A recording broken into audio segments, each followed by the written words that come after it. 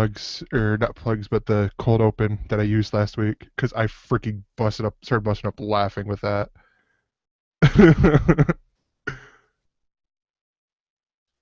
gonna do present to everyone, and we are good.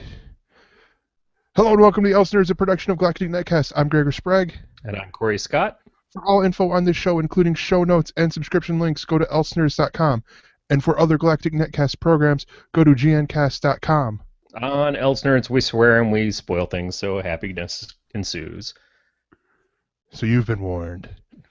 All right, so Corey, welcome. It's been a while, it seems like. It does seem like it was longer than just 1 week that I skipped, but great job of getting the Beatmaster on in my stead. Excellent The Beatmaster, show. not just Yes, Beatmaster, but the like sounds the like walk to the grocery store or or or the itchy in my bottomness. I don't know or what I'm or talking the about. pretentious assholes that are the Ohio State University.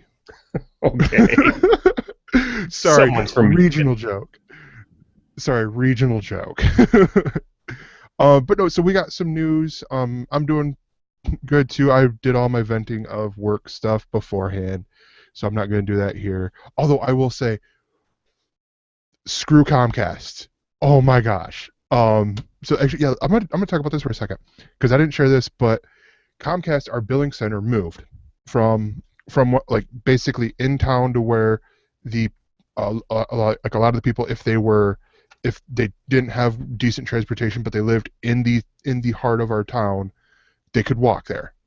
They move over by our mall, but the address they put on the paper saying, "Oh, we moved," is the address to the mall, not across the street where they're at. So I'm driving by and there's construction going on, and I'm like, all right, I'm following my GPS. I pass it, but I don't even realize it because there's like three other buildings that are right there. And I'm like, all right. So I look it up as I'm walking through the mall. And I'm like, it's not in here. I look up, like, oh, it's over here. Driving around, not finding it. Finally getting directions from where they say it's at, the store that's in there. I'm like, so hi, is Comcast in there? Like, the lady goes, no. What you're gonna do is you're gonna get in your little car. I'm like, what the fuck? I'm a Well, big comparatively to you, Gregor. comparatively, a 2003 Mercury Grand Marquis is not little, but it's like just the way she said it was in such a condescending tone. I'm like, I was taken aback. I'm like, did you really just say that? Like, I was offended, even though I would drive a small car. I would drive a Mini Cooper, and you just see me get out, and it's like, he fit in there. Holy crap! And here So, come the clowns. yeah, exactly. Is there anyone else coming out of there? Um, but and then I find it, and I'm like, oh, this is an interesting spot, and it looks cool. They got this redesign thing where it's like one of those, like one of the modern stores, like an Apple store or whatever. And so I'm sitting down and I'm waiting, and I'm number two in line. They get number one, and then four other people come in. So they have this nice little queue thing, right next to one of the TVs.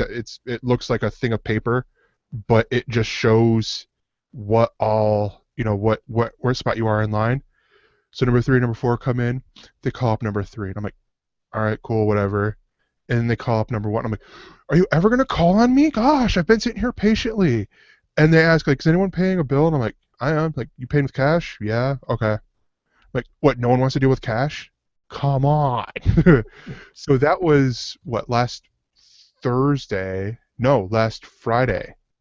Because then I went to Walmart to get food for work, and I'm sitting here busting my ass because I also bought a new Harmony remote because the remote I got from Comcast is horrible. And I love that thing. So yeah, that was my week, summed up in a nutshell. So you just basically went off on Comcast on the internet. How brave of you, sir. Oh, I don't care. I will join Veronica Belmont and Ryan Block in that. Yeah, they did their stuff and then left the service. So Yeah. I'm just saying, if everything drops off in just a few minutes, just remember Comcast. I still owe you money. So if Oh, you I want to still have see a money too. check, uh, kick down. Make sure my speed stays high and my channels stay high definition.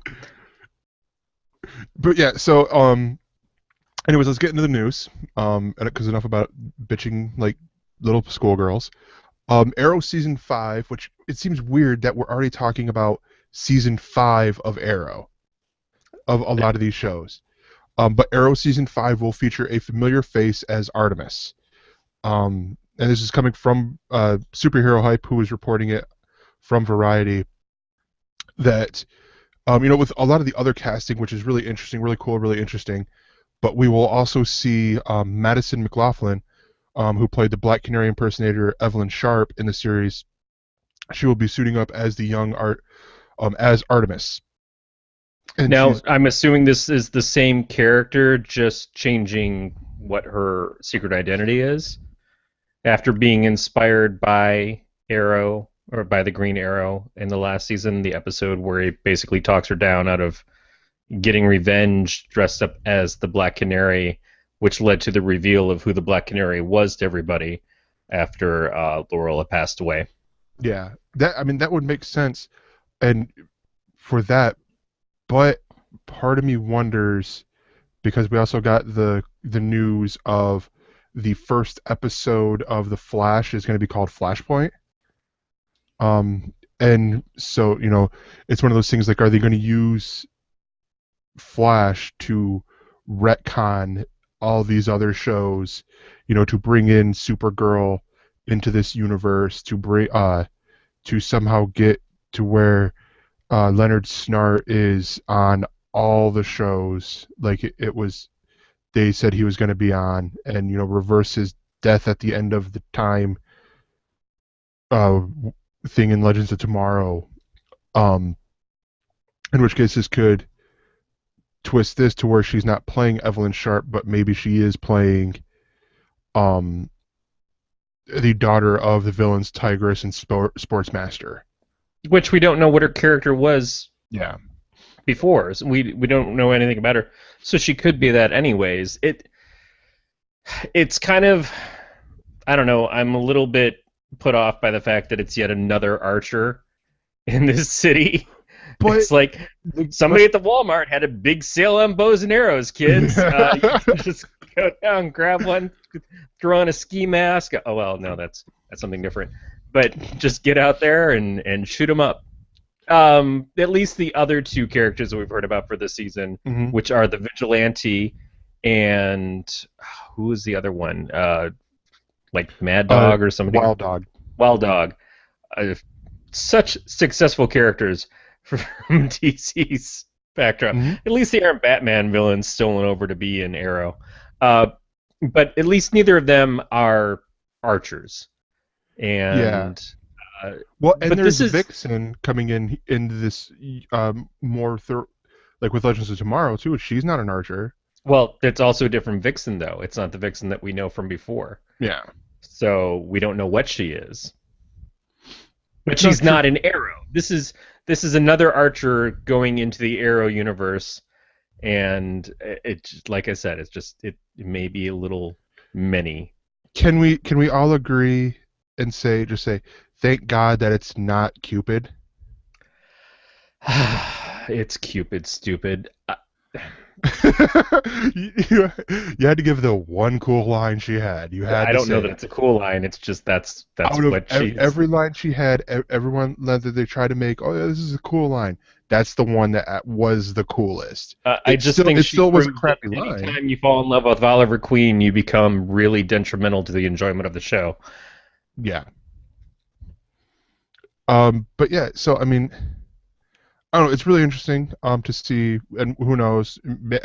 I have a feeling you're probably right, since she is one of those people.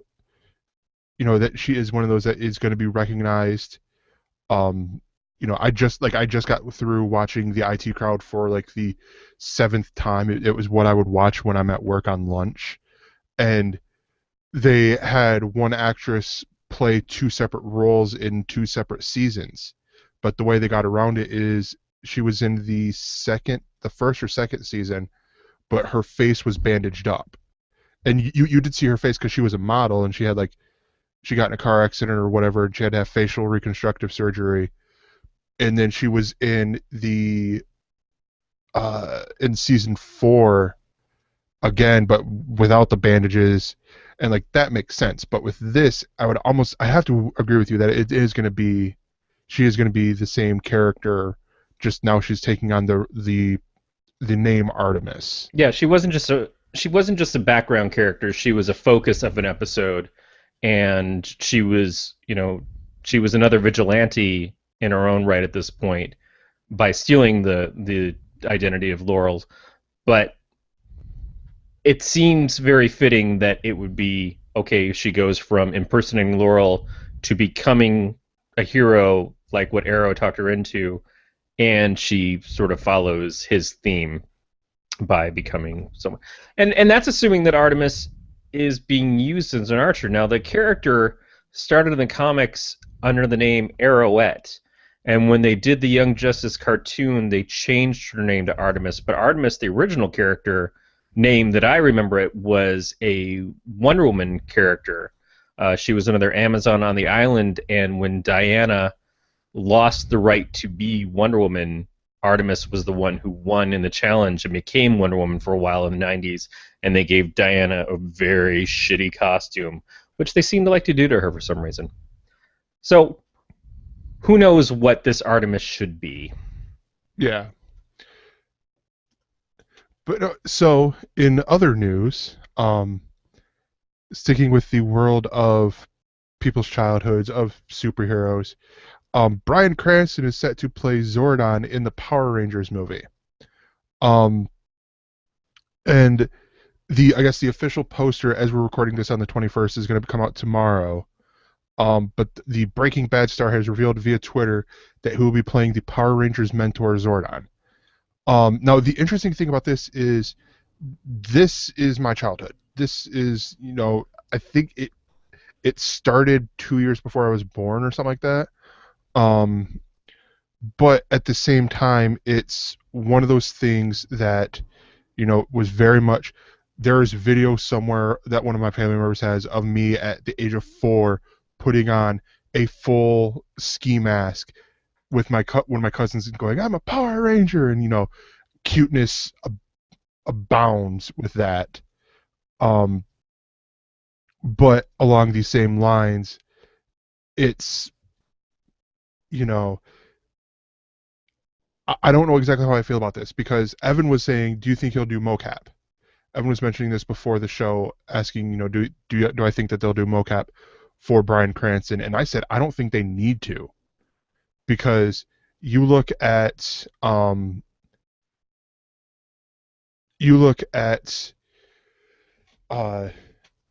Zordon, and hey, I mentioned Evan, here he comes. But you look at Zordon in the original, they didn't use CGI. It was like the actor. I'm assuming the actor, with his face like this, and they just rotoscoped around it and then put an effect on it. You look at Tony Stark in all the Iron Man movies, and he um he had, it's not a motion captured face, it's his face, and they put the effects over. So I think they could honestly do it to where, you have Bryan Cranston's face right here as he's like, "Rangers, you must do, whatever the mission is." Um, and this has me a little bit more excited because, and I mean, also I'll throw out there, the other, the other actors that are in here, because we have, oh, that, okay. So I didn't know who R.J. Kyler was, but he's playing Billy the Blue Ranger. He's from Me and Earl and the Dying Girl. He's Earl in Me and Earl and the Dying Girl. Um, Dacre Montgomery, or Dacker, I don't know. He's playing the Red Ranger, Jason the Red Ranger. Um, Naomi Scott is playing Kimberly the Pink Ranger. Becky G, um, from Empire, is playing um, Trini the Yellow Ranger. And then Ludi Lin is playing Zach the Black Ranger, with Elizabeth Banks playing the villain Rita Repulsa. And I have to say, I do like everything I've seen so far with, with the suits. It looks like a modern interpretation of the classic design to Rita Repulsa, where it doesn't look like, oh, she's just in this big horn thing and just going, at like a witch, it looks like she's actually going to be pretty freaking intimidating as a villain, and that does not look like Elizabeth Banks to me at all, which is cool. Um, My only hope is that we get Frankie Muniz in as Alpha 5. Is he still in pictures? Yes, no, maybe. I don't know. Can you repeat the what's question? what's Frankie Muniz doing right now? Just swimming in piles of money. rolling in the rolling in that sweet, sweet Malcolm in the Middle residual checks. Mm. Anyway, so yeah, what do you think though about Cranston was somebody that everybody was hoping was going to play Lex Luthor, and then we got Eisenberg instead of Heisenberg, and people went batshit over how bad that turned out. And then they were hoping that he would play Commissioner Gordon in the DC universe, and instead we get the ex-J. Jonah Jameson, who's all super pumped, uh, which I don't imagine I'll be disappointed with him playing the character. But so Cranston goes Power Rangers. So what you're saying is tomorrow we'll see, oh, just kidding, and it's going to be some other actor? Like it's going to be Jeff Daniels? No, I mean this looks to be confirmed. Even Elizabeth Banks No. congratulated him and called him out on Twitter. But yeah, no, I just kind of wonder. It's like DC really. I mean, all these characters that he would have been a good choice for, and they just kind of passed him up. And how do you pass up Cranston at this point? Or maybe he just wasn't interested in the parts. I mean, we don't Could know what be. goes on in the scenes. Well, I mean, he could have looked at an early version of the Justice League script and went, I don't want to get super buff. Or maybe he looked at it and said, I don't want to get Snydered. Yeah. Um, but no, I mean, so yeah, this is really cool. I am excited to see all this stuff. And it has Max Landis as a writer. And the power produce and one of the producers is the Power Rangers creator, Ham Saban. So I have a feeling it's one of those things like it's going to be in good hands, sort of deal. Um, It'll be something. yeah. So the next one, and I'm going to preface this by saying this next story is completely a rumor. But this article from ScreenGeek.net has a lot of stuff for the upcoming Netflix shows that I think it's worth the read past the rumor of Mephisto being the main villain of the Defenders. Um, because it told me stuff in here that I did not know, like the fact that the Serpent Society will be in Luke Cage, which is awesome, and they even give reasoning behind why they think Mephisto will be will be the main villain in the Defenders movie, and it's all because they're using Iron Fist as the gateway into the paranormal supernatural side of Marvel. Yeah, and something to keep in mind is that Supernatural has been a common thread with the Defenders since they were first created. I mean, Doctor Strange, the Hulk, Silver Surfer, and oh man, I cannot remember who was the fourth at that point in time. Valkyrie? No, it was all dudes. Uh, they were the Hulk. You already said the Hulk. Okay, well then I don't remember. But these guys, obviously, with Doctor Strange, you had a group that was going to have ties to the paranormal. Later on, the Defenders that I remember reading as a kid was Damon Hellstrom, who was the son of Satan. Patsy Walker, Hellcat, was part of it. The Gargoyle, Valkyrie was in at that point, and so a lot of supernatural things were expected. This is a Defenders that hasn't been put together before in the comics. That team just hasn't existed with these characters. But yeah, when we're looking at what they've done so far in the shows, there is some supernatural things happening. And just the whole stuff with Elektra and the hand and some of the things like Daredevil killed a guy in the first season and he came back to life in the second season. We found him again. If you look at the powers that are introduced by some of the other characters in Jessica Jones dealing with Kilgrave, who knows beyond this mention of the Serpent Society what else we're going to get with Luke Cage. So it's not terribly unexpected, but it is such an unusual thing to go straight to what is the devil and how do they play that out and how do they make that work for their budgets in this style of show, because you can have Mephisto but he doesn't necessarily have to wind up looking like what he looks like in the comics. You can do something that's maybe a different take on him but still has a lot of the dark abilities and the kind of claiming your soul kind of stuff, which is not far from what Kilgrave was if you want to go that route. I think that there's a good amount that could be done with this, and you need to have a pretty high-end threat for the heroes that are going to be in this. Yeah. Plus, by this point in time, we're already going to be seeing magic introduced in the Marvel Universe with Benedict Cumberbatch's Doctor Strange. Yeah, no, sorry. We had talked about before about doing with this rumor doing some like fantasy casting. Beat one. I'm calling it now because he just said he just put in there. I love the Reaper Devil, and I'm like, yes, there we go. Cast. I'm blanking on his name. Um, from Twin Peaks. He was in the episode of Psych, or he was in Psych when they did the it's like Sam something. Oh, Is he the guy who was playing the priest in? yes. Oh, you're right. I can't think of his name. He was Leland Palmer on Twin Peaks. Oh, crap. Ray Wise. Yes.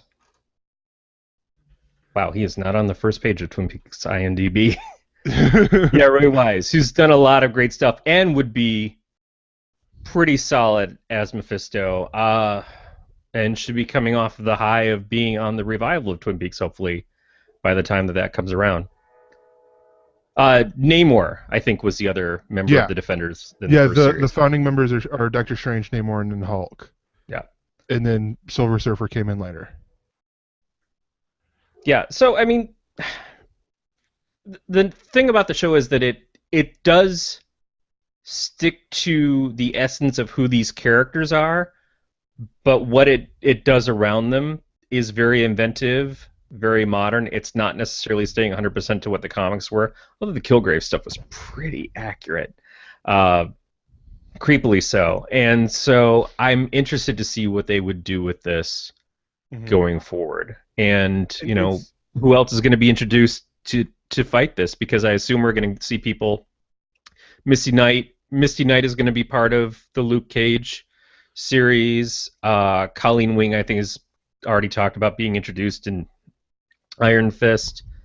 We've seen Punisher at this point. He's supposed to get a spin-off series at some time. Elektra may be back at this point. We don't know. So some of us still have to finish season 2 of Daredevil. a huge threat. Oh, I'm sorry. I just No. spoiled you like a bitch. Oh no. See, here's the thing. I've with my self-imposed rules of spoiling, I am well past the like. So any you saying you giving me a spoiler is my own damn fault now, not you being a dick. Well, it definitely wasn't intended. No, I don't. It's one of those things like I already know like because I'm on episode 4 still, and it's just like I plan on this next week where I have more time to be like, oh, let's watch Daredevil. Let's sit down and finish the show. Sort of deal. But that's also the thing with Netflix is like, oh well, I can sit there and I know it's gonna be there since it's a Netflix original. Yeah, the urgency is gone. But yeah, so because I would have thought the first because we talked about doing the whole let's do fan casting with this. with casting him above Mephisto. I sort of like the idea um of Al Pacino, which they mentioned in the article, of him doing a Marvel part, and then like, well, why not hit Mephisto? And I'm like, that would make sense, because then it's not, straight up demon, like, like how he looks in the comics, but the Reaper style devil, where it's, that wolf in sheep's clothing almost sort of deal. But then with Beat saying the Reaper devil, I'm like, yeah, why not get Ray Wise? Like, I love that idea. It probably He won't would be happen. a seriously good choice, depending on what kind of character they want to go with. Yeah. I I worry that it might be too much like Kilgrave, because Kilgrave, evil as shit, uh, amazing level of power, very charming, Hmm. very disarming in how he did things, and that is a perfect take on a devil character, but that's also Loki. That's why these are the characters that stick out in the Marvel Universe stuff so far. Is the characters that have the biggest personalities are the ones that you actually secretly like. I think they were almost there with Ultron, but I think it was disappointing because we wanted something different from Ultron. We wanted Ultron to be more of the baseless machine that just hated humans and didn't have that kind of human emotion to it. Uh, but you can't really say that James Spader was a bad take versus you look at the Red Skull, as big as a character as that is, not a lot there in the Captain America movie Hmm. to give him a lot of things that you want to remember. The other villains in Thor, in the second one, the Dark Elves or whatever, a lot of the villains have not stood out. So the specific ones that do, I think, Kilgrave, Loki, and Mephisto could be in that same vein, which could be great, but also could feel repetitive. Okay, I'm gonna say this just because there's a pattern going on here. Um, Mephisto will be played by Matt Smith. Yeah, that would be smart. Too bad it can't be Idris Elba again. Yeah. We'll just get Idris Elba to play everyone. But no, so that's the news. We'll have a little bit more news for our Oh, do, I just thought wouldn't it be cool if in the end of the thing when they do defeat Mephisto, if he just kind of like disappears into a whiff, and then we find out that it actually was Loki in disguise the whole time. nice. Hashtag Loki 2016. Sorry, I also read the Vote Loki book from this past week, and I loved it. It was awesome. But no, so now we're gonna go to nerding out. Which Vote Loki was not my nerding out, although I remembered I'm like, oh wait, that would have been a good one. But I picked Wonder Woman Rebirth from 2 weeks ago, and this is actually a great book if you are like Corey and you are sort of sick of the New 52, or you are confused by by the origin stories of Wonder Woman, since there are at least three that they used in the book. But this is written by Gregor, and the art is by Liam Sharp and Paolo Cicreria. I don't know how I'm butchering that pronunciation. I know, and I apologize. Um, but this is really cool. And also, I'm gonna point out that in Amazon here they have, for the graphic novels you should be reading. They have The Killing Joke, one of the Dark Knight books, and then that book. Amazon, I think you're spot on that one. As I hold up the book one of Preacher by Garth Ennis and Steve Dillon. Um, but no, so this, it combines, you're in one woman's head throughout for all these things as she's talking about her, like, what is her actual origin? Is she is she the a clay being who her mom, because her mom couldn't have a daughter or couldn't have kids, so she made this thing of clay, and then boom, it became to life. Is she the love child of Zeus and her mom Hippolyta? is she? What was the third one?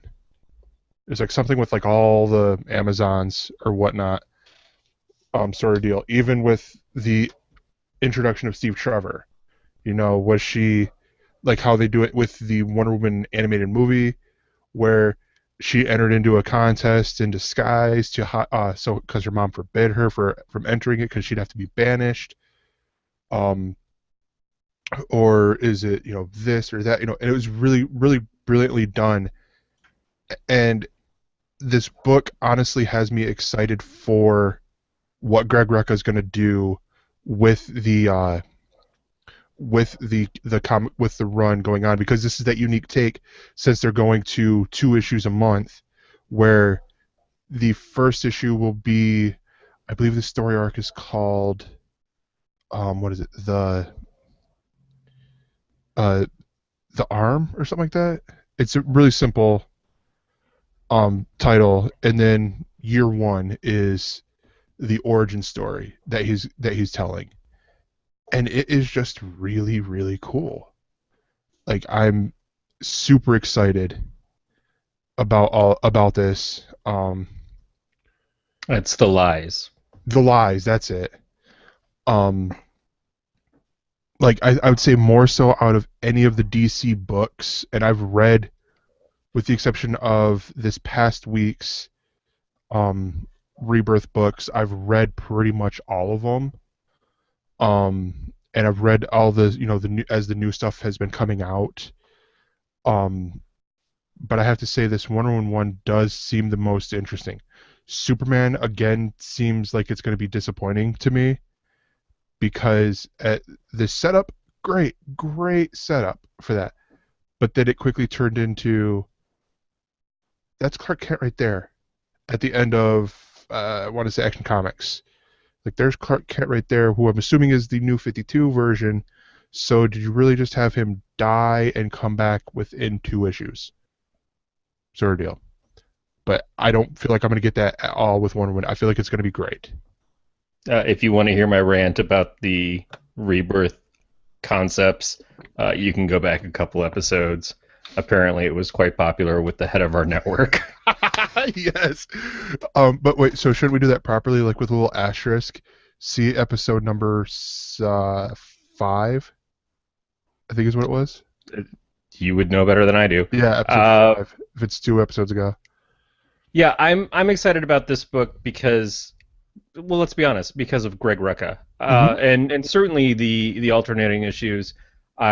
Nicola Scott is a fantastic artist, so I'm looking forward to the new origin story that they're going to do together. But Rucka has had problems in the past of working with DC where editorial interference on things as he's doing them has caused him to get frustrated, and he left the company for a long time. He's a very successful writer. He doesn't need to work at DC, but he does have a lot of these characters. And so I imagine him coming back was kind of, all right, I'm going to do Wonder Woman, and I'm going to be able to do the Wonder Woman stories as I see them to need to be done. Now, this is just a guess. I don't have any inside baseball here. So him coming in and saying, all right, we've had some confusion as to what her origin is. And while I liked a lot of the Cliff Chang, who was the writer? Stray Bullets guy, right? That wrote the New 52 Wonder Woman when it first launched. Brian Azzarello. Brian Azzarello. Yeah. I liked their story a lot, although it didn't really build on what Wonder Woman was. It changed aspects of Wonder Woman, not necessarily to tell this story. I don't think it was necessary, and I think that's part of the frustration. Like, what they did to the Amazons was kind of irritating. Changing her from being made of clay to being like another bastard child of Zeus, like Hercules and other things from Greek mythology. I just didn't find that very inspiring. We already have those characters. What Wonder Woman's origin was, to me, it was distinct. It made her stand out. But some people were frustrated by that. Some people were fine with it. Some people liked it. I probably lean more towards the it didn't need to be changed group. So Rucka coming in and saying, well, which one of these is accurate? Which one of these is correct? As we're going to be doing these back and forth stories of current storyline and origin storyline, yeah, you don't want to just retell the origin that was just told. You want to do something to distinguish it, and I think that's what I'm probably more excited about of the two. Yeah. Um, I was looking up on his or on the IMDb page for the books that he's written. Like he's currently, besides this book, he's doing the Black Magic and Lazarus over at Image. I couldn't find. I think the last book he did over at Marvel was Cyclops, and then before that he had done Punisher War Zones, Volume 1 or Volume 3, issues 1 through 5. Um, but and then he has a book coming up from Oni Press as well. And this is one of those, like, I think I got into him fairly early on with the books, or with when Glenn gave me the HP touchpad, and it had comics in there. I started venturing out, like, okay, who are these, or who are these other writers? What are they doing? And I'm like, oh, Greg Rucka, cool. And I loved his style. It was same thing with Matt Fraction. For me, it's like I enjoyed the stories that were being told here and how they were going. But yeah, I agree completely. Where I do still really enjoy the Brian Azzarello run on Wonder Woman. It was one of the better books in the DC New 52 lineup. And I like it for that variation, because you can look at it and you go, okay, well, what if it happened this way? And yeah, it does, where it does in a way sort of spin on the what was continuity. It it does make for interesting storytelling, and for these interesting these interesting concepts and challenges that Wonder Woman faced going up after and all that. And but yeah, I mean, it's really, really cool, and I cannot wait. Well, actually, it comes out Wednesday, the Wonder Woman #1, which is weird when I'm behind on comics. I'm like, oh wait, I gotta wait 2 days to read the next issue because I'm still behind. This every other week thing with many of the DC titles right now is going to be, you're going to be busy if you're trying to read these titles. You're going to have a lot of material based off of whichever books that you're into. Yeah, and it's gonna make it to where I'm gonna be more picky. I would have to be more picky with the books.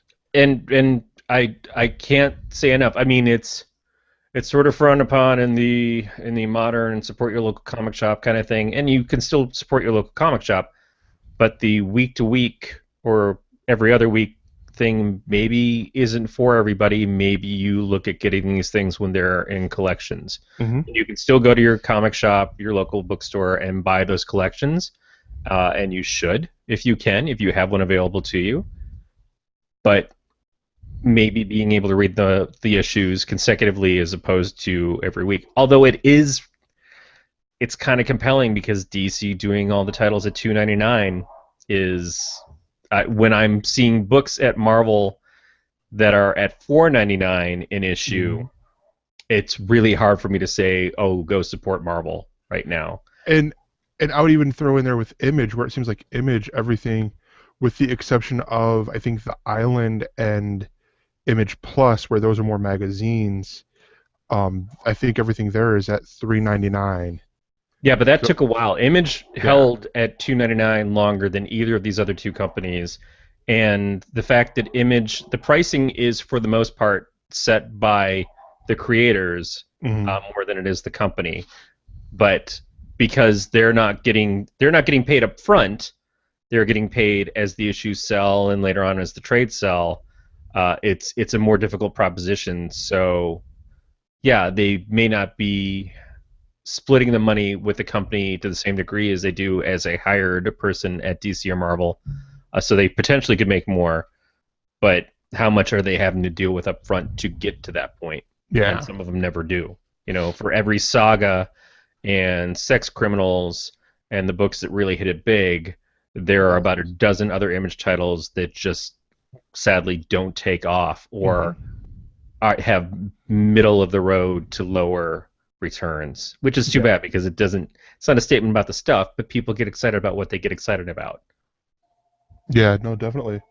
Um, so Corey, you actually have an interesting task here because you're going to talk about X-Men Apocalypse. I have heard from people go see it, anywhere from like, yeah, go see it in the theater to wait to see it on Blu-ray. I did neither. Uh, let Well, me just put it this way: there was no way in hell I was going to pay to go see any of the current crop of X-Men movies. Deadpool aside, which I don't consider an X-Men movie, I just consider it something where Fox, despite their better judgment, uh, wound up falling into success because the people who made it and started it really fucking wanted to make a great movie and fought tooth and nail to make it happen, and the fans fought tooth and nail for it to happen, and Fox, did everything they could to cut it off at the knees and found some huge success with it, and they're like, oh shit, maybe we've been doing this wrong. Oh well, let's do another Singer X-Men film and fuck it up again. So this is one of those things that just kind of wound up in front of me, and I'm like, oh, I can watch X-Men Age of Apocalypse. Well, I'm already sick to my stomach. Let's see what happens. And so we talked a little bit about memorable villains in the Marvel Cinematic Universe. Mhm. And let me assure you that uh, Apocalypse is everything the opposite of what we just talked about. This is boring on a plane of I would if my arm was in boiling water watching this, I don't think I could muster the care to pull it out before the third degree burns set in mightily and I lose all skin and need a graft. It's not a good movie. I'm Yeah. sorry. I hate the fact that it's not a good movie. I think I've mentioned before, when I grew up reading comics, I was a DC guy. And it was because I was reading and collecting Teen Titans because Dick Grayson was my jam that they did a crossover with the X-Men, who I had not really heard of at that point. And I'm like, oh, well, shit. Well, I'll get this. It's some giant prestige format comic.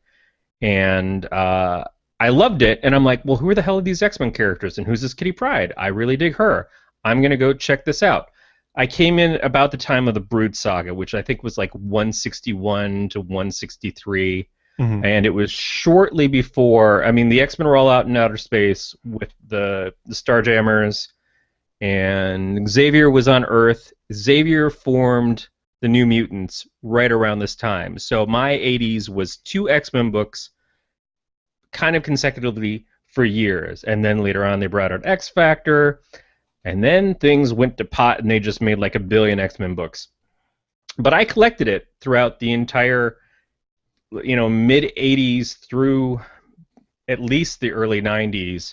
I stuck it out. I read Cable. I read X-Man, which was a clone of Cable from a different reality. I read all of Age of Apocalypse.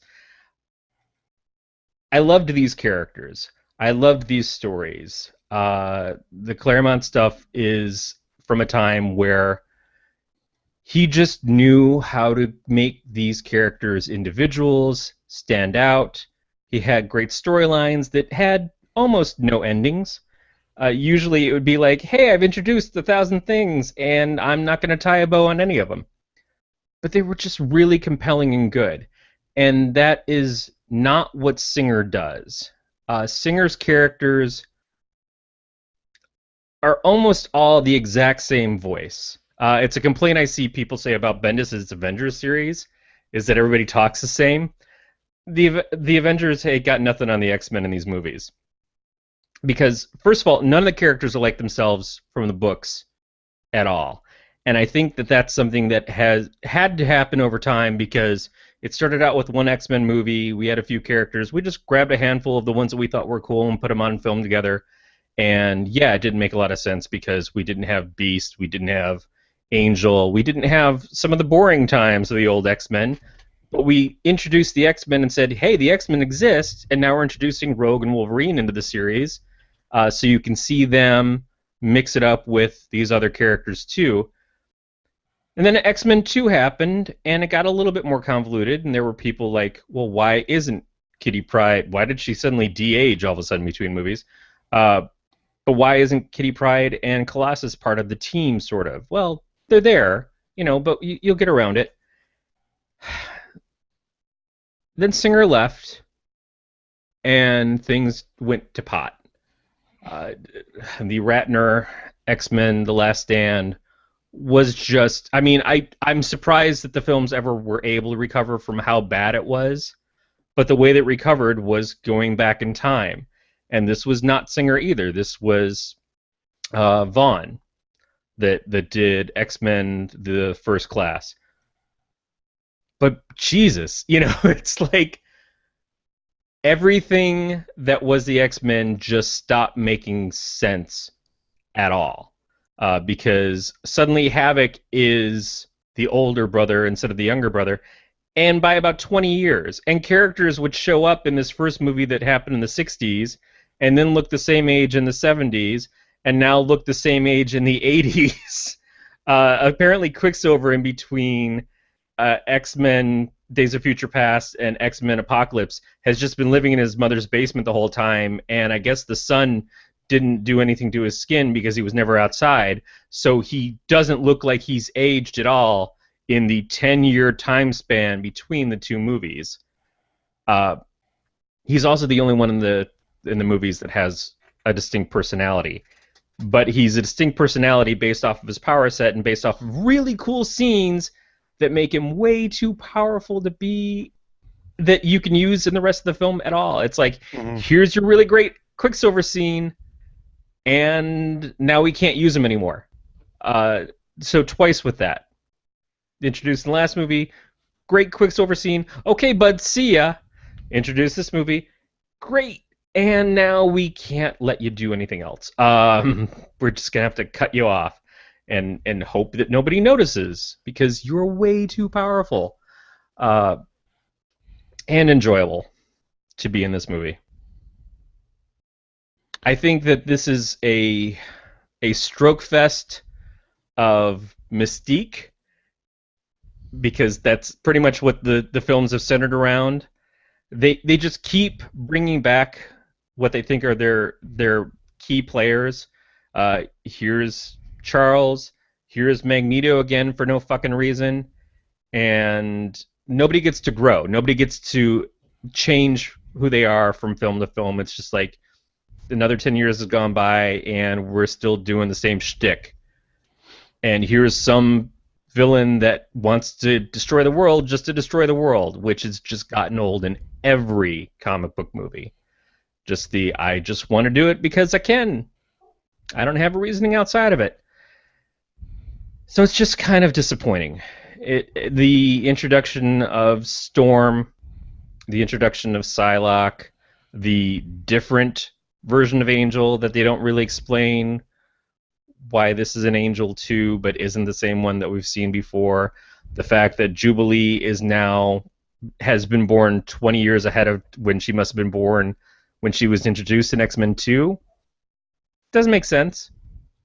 People's powers and motivations and everything are just interchangeable because of this is the story as we want to tell it, and it doesn't matter who's in it.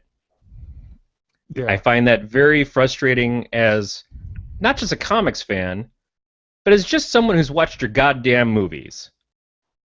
Singer, you did the movies before. Yeah, there was some hiccups in between, but now you're back. You should at least remember what you did. And you can't just whisk it all under the carpet and keep expecting that's going to be okay. It's not okay. And your stuff visually doesn't look very good. This stuff is just dull. It just remains dull. And I'm sorry, because I think we deserve good X-Men movies. They kind of helped kick off the superhero film stuff. After we'd gotten Blade, it was like X-Men happened and Spider-Man happened, and those things were a big deal, and we were like, oh, this is amazing. And then Batman Begins happened. It's like, wow, this is really good. And they're kind of like they never elevated past what they were in the late 90s, early 2000s when they started, and other superhero movies have gotten better. Not all of them, obviously. I'm opinionated as fuck, but these What? You should opinionated? No. these should be able to be better films. X-Men is such a rich property that I just can't understand why they keep letting this be something that just it drags out instead of feeling exciting. I feel dread when a new X-Men movie comes out. Yeah. So you've said a lot of things that other people have said, but they said them as good things. My one friend, he goes, "Yeah, you should go see it. The Quicksilver scene is good," and I'm like, but "That's the Yeah, problem. If it's just the one, Quicksilver scene is great. yeah, It's about 5 minutes of the movie. yeah, and the movie's what, hour and a half, 2 hours long? Yeah, we'll say that. It Yeah, feels a lot longer. It feels like I'm Quicksilver because everything's moving slow in front of me. yeah, Uh, but no, it yeah, you can't make a movie for one scene. I mean, you can. That's sort of what the original Independence Day was. Oh, look, here they blow up the White House. And then they just reuse that over and over and over again in every movie after that. Um, this is, hey, we wrote this really great Quicksilver scene into a movie that supposedly stars X-Men but doesn't, and hope that's worth $15 for you. Apparently not. yeah. I'll wait for it to come out on FX. And it will be replayed like Yeah. gangbusters because they still play X-Men Origins Wolverine.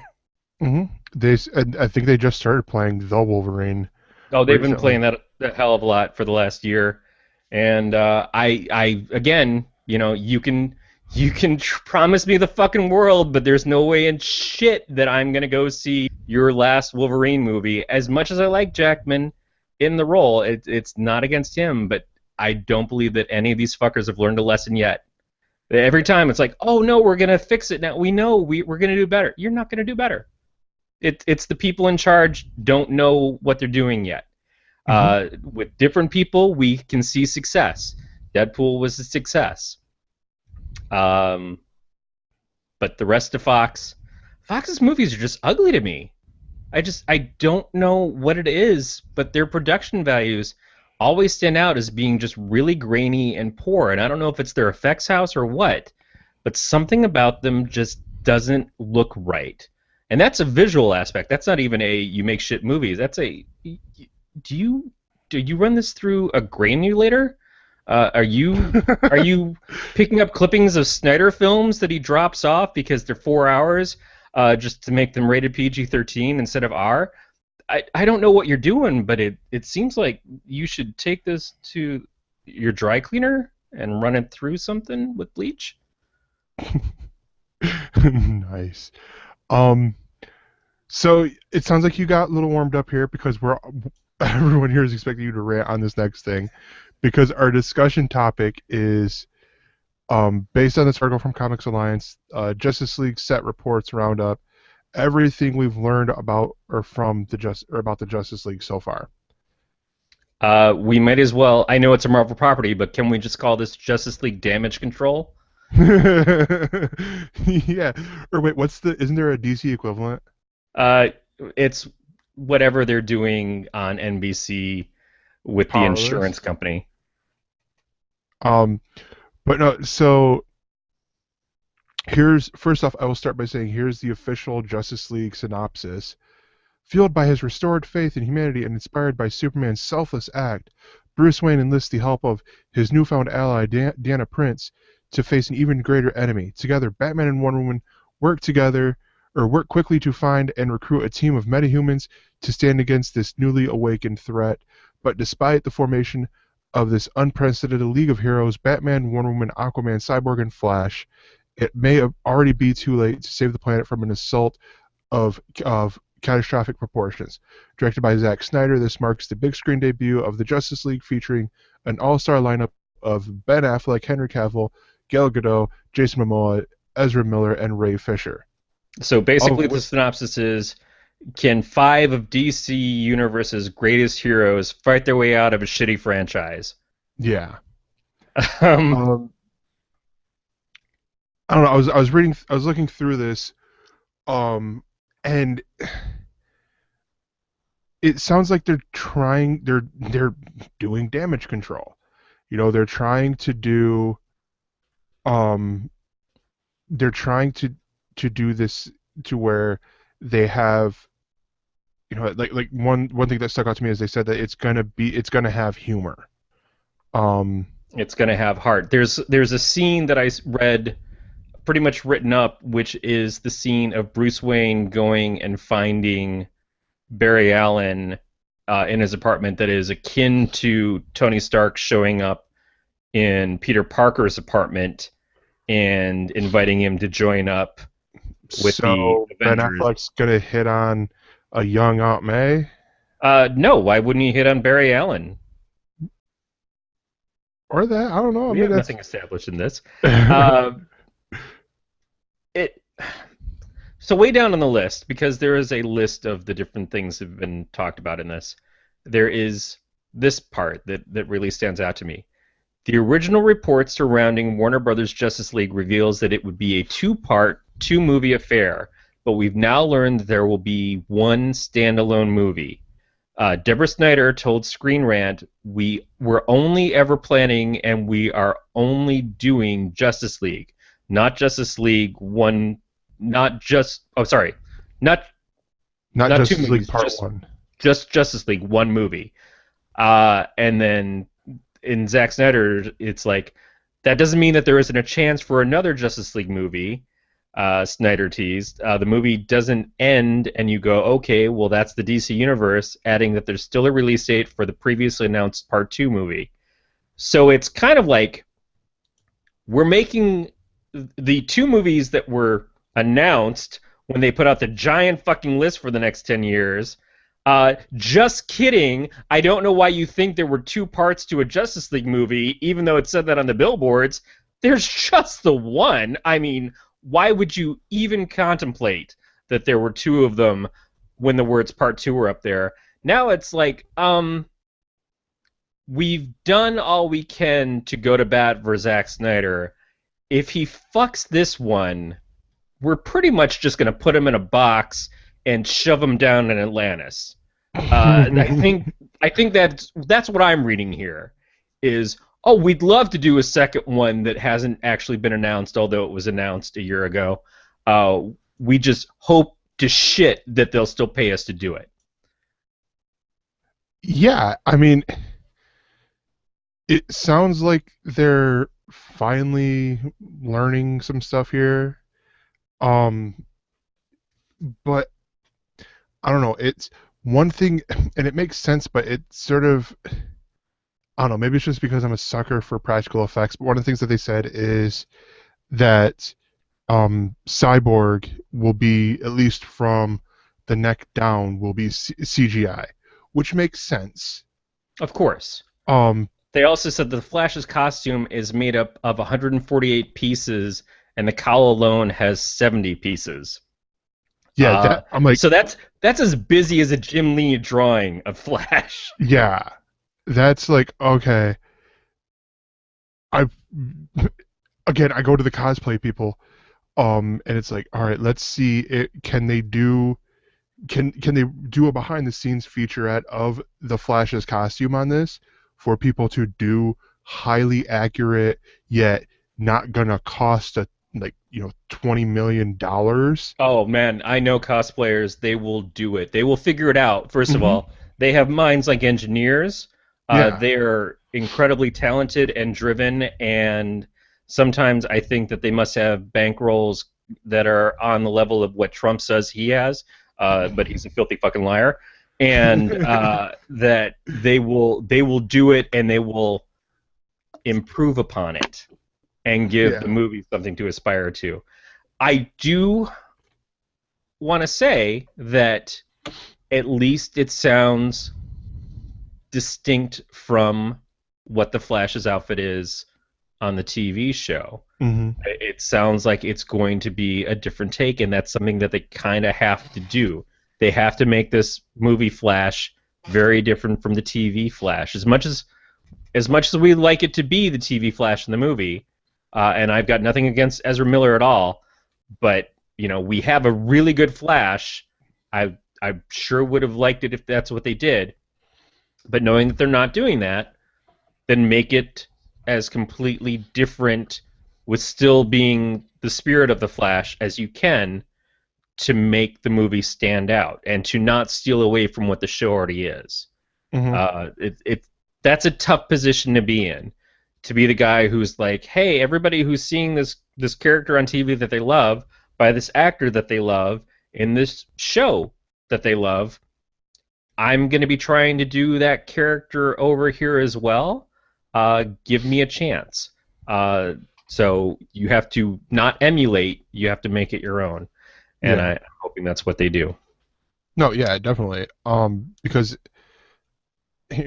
Zack Snyder in there, he said about how for Batman v Superman they hit heavily on the Dark Knight Rises, or sorry, the Dark Knight Returns. Um, and I'm like, yeah, but should you have? Is that the right story to tell to introduce all these characters and all that? Or would it have been better to make this a true Superman sequel sort of deal? Like it seems like because what Justice League comes out 2 years or 1 year from now? Something like that. I mean, Wonder Woman is Yeah. next, and then it's Justice League, and Well, then I think Suicide it leads Squad into then Wonder Aquaman Woman. after that. Yeah. So it's like it seems like they're doing things their own way, which is great. I applaud them for that. But at the same time, it seems like it could be like it could go a little too quick, and they could pull an Icarus and be flying too high to the cloud, too close to the sun, and their wings are going to start melting, sort of deal. Yeah, I mean, it constantly comes back to the comparison to Marvel, and I hate the fact that that's the case, but realistically, that's what they're trying to get to. They're Hmm. trying to be Marvel, the Marvel Cinematic Universe now without putting the years in to get there. They've done two movies and they're making Avengers, and Marvel had four plus a Hulk movie that was kind of unofficially part of it, so five movies to get to their Avengers. Had a lot of world building in that time and introduced things singly. We got Superman in one movie, then Superman, Batman, Wonder Woman, and some bizarre cameos for no reason of three other characters without any knowledge of who they were. Hmm.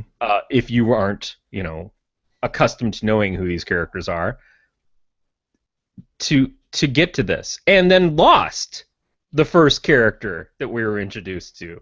The first hero, spoilers, died at the end of the second movie that actually had his name in it for once. It's just a weird place to be to get to. Now we've got our super team. I just it's a struggle. It's a curiosity as to why they chose this route, other than we have to get there now. Because not only are they doing this um, on this kind of timetable, but they're trying to beat Marvel to the punch, I think. Because they're trying to get this out in a way that one of the things about this is that it's rumored that there's going to be at least three mother boxes. In a scene with Cyborg, they show three mother boxes there. One of the mother boxes belongs to the humans, one belongs to the Atlanteans, and one belongs to the Amazons.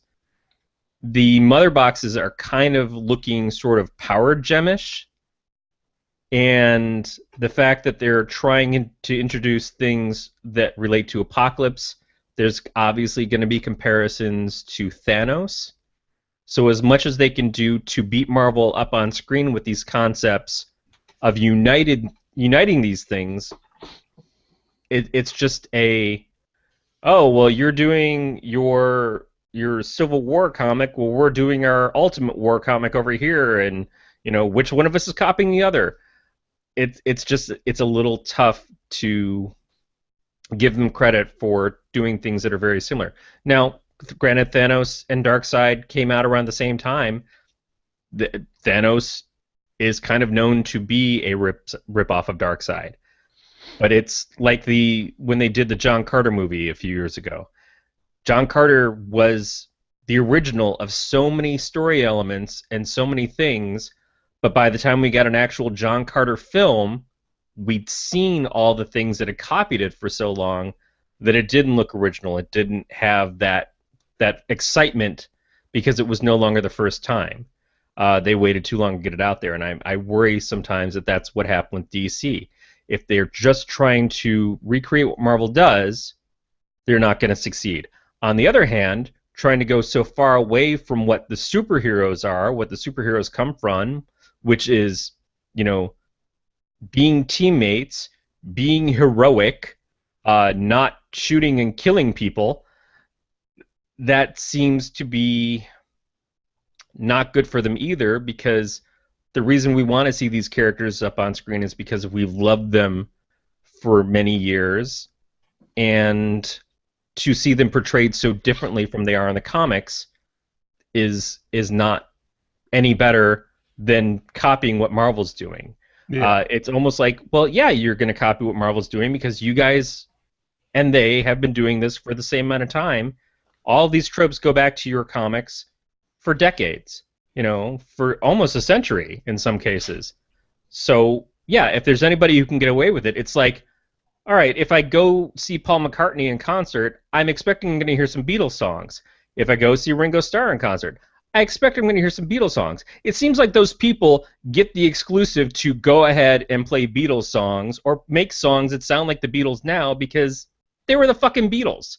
Mm-hmm. DC, you were the John Lennon to Marvel's McCartney. You guys get to do this. You win that prize. So do it right. And I think in a lot of these things, this might disappoint some people. It sounds like maybe that's what they're going to finally do. The idea of Batman having a new sense of humanity, I don't understand why Batman came in with no sense of humanity, but I'm glad he's getting one. Same thing with Superman though. From what it sounds like from from Man of Steel, he had to learn why he wanted to use his powers, or sort of deal. And it sounded like it was the same thing with Batman v Superman: Dawn of Justice. That it's like, oh, why do I want to be a Superman? Sort of Right. deal. And I don't understand why 30-year-old Superman and 50-year-old Batman are like that. That kind of doesn't sit right with me, and I'm not interested. Like the origin story is a trope, and I accept that we're going to get origin stories. But when they say, "Oh, we're not doing an origin story, we're showing a world-weary Batman," which I don't get, first of all, to have half your team be 20-year-olds and then one guy be 50 and already gone through a bunch of shit, but no one ever heard of him. I don't find that interesting. I find heroes interesting. Mm-hmm. I find heroes inspiring. And yeah, heroes struggle, and heroes have fisticuffs with other characters and stuff. You can even have the hero on hero misunderstanding fight. That's a trope. It's sort of boring, but we get it. And you want to have that moment up on screen. But when the motivations were so terrible, like they were in the last movie, I don't feel like that it's doing itself any favors. So getting them now to say, okay, we're gonna have a Justice League, and it's not Justice League of dicks, just showing up and like everybody hate everybody until the last 5 minutes when we got somebody to fight that's not us. Good. That lesson possibly learned. I just, as I see things like the introduction of different characters, the concept of going out and trying to form a team, trying to get everybody together, being inspired by another hero, even though he didn't seem to do much heroic in that movie until he said Martha. All that's a good idea. Affleck also talks about the stories that he's trying to do with Batman for his script. When he says that the Batman movie isn't on a hard schedule because the script's not done to the point where he likes it completely yet, and he's not willing to put out a movie with a half-assed script. So I which think what they I did is they got applaud. somebody who had integrity and is a better filmmaker to say we're going to do this right, and Hmm. took a hard line on it. The introduction of Jeff Johns into the writing portion of this, I think, is showing.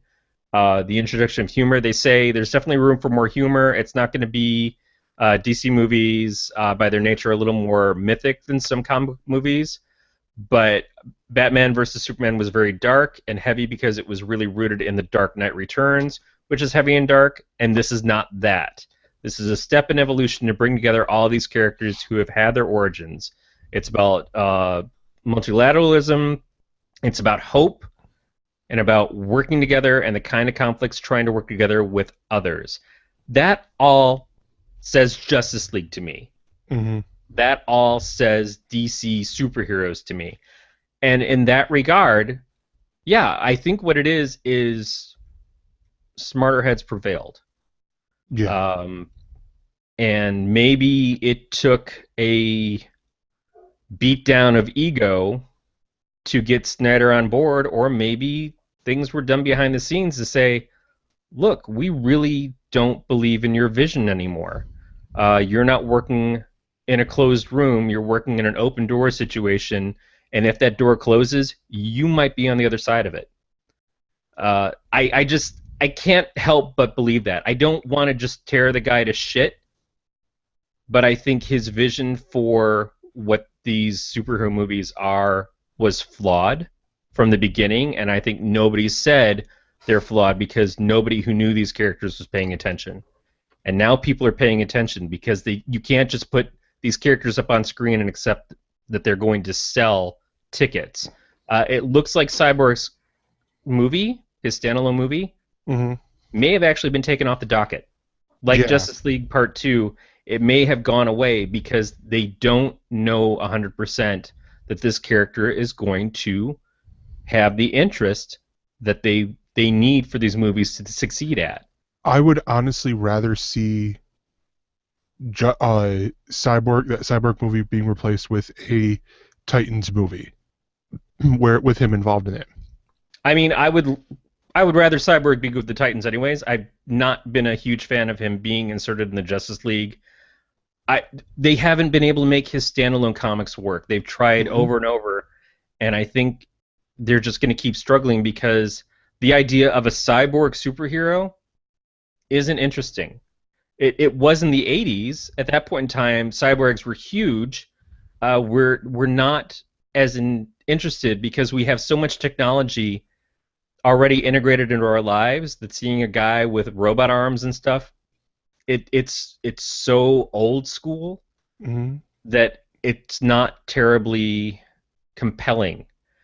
So if you can't give him, a real reason for being that is, either in his personality or in his origin or something like that that's going to make him stand out, I don't know what really they can do. And I think that's what they're seeing is they thought at this point in time that the Cyborg comics were going to catch on and make the character more popular, and they thought that having him be part of the Justice League was going to make him more popular, and it never clicked.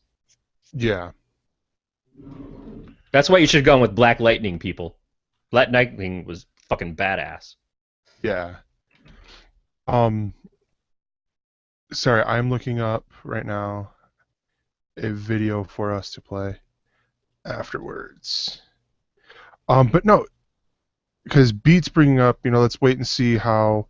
And actually, I do think this is the truest test of the thing of waiting and seeing how the Suicide Squad movie does, because that would be the first DC movie out not directed by Zack Snyder, where Zack Snyder has very little say in, or I believe had very little say in the movie, and Yeah, that's going to be important.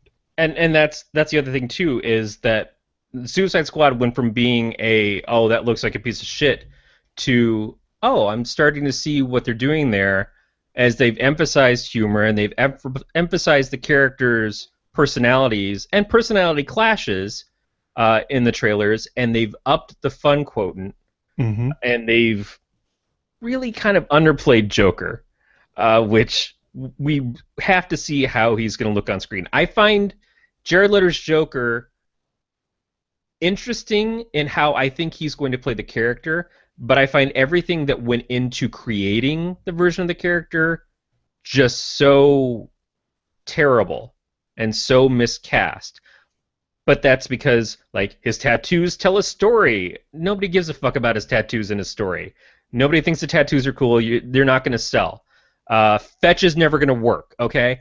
But at at the same time, I think he can be a compelling actor to play the Joker. And the things I Mhm. hear behind the scenes of, like, oh, he was always in character. Will Smith saying, "I never talked to Jared Leto. I only talked to the Joker when he was on set."